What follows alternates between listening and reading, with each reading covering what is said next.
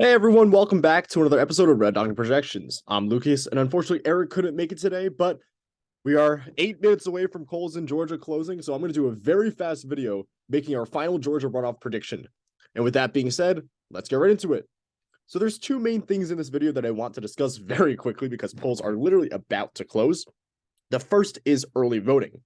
Right now, we are looking at the current voting data, early vote data in the state of Georgia.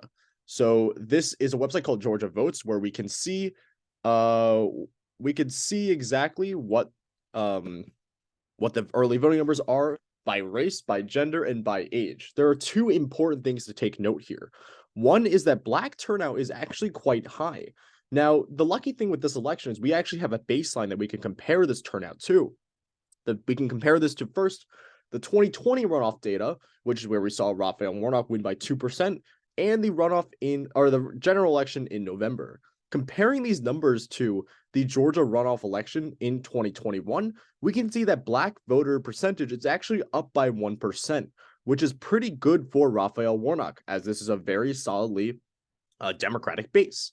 What could also make this better for Warnock is the fact that the vote by age has a very high amount for 65 plus. Now, typically, older voters do tend to vote Republican, but actually, in the case of African American older voters, they actually tend to vote more Democratic than younger African American voters.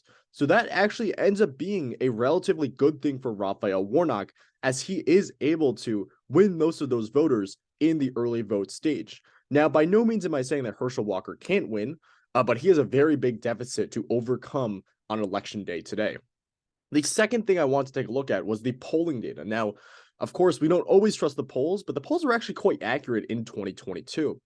We see some very clear pattern here, which is the fact that Warnock leads in every single one of these polls. Walker got lucky in November because he was running on the same ticket as Brian Kemp, a fairly popular Republican governor. While Kemp won the governor election by around 6-7 points, Walker actually ran behind Warnock by around 1 point. So Kemp being on the ballot definitely pulled up Walker, but there were a lot of split tickets between Raphael Warnock and Brian Kemp.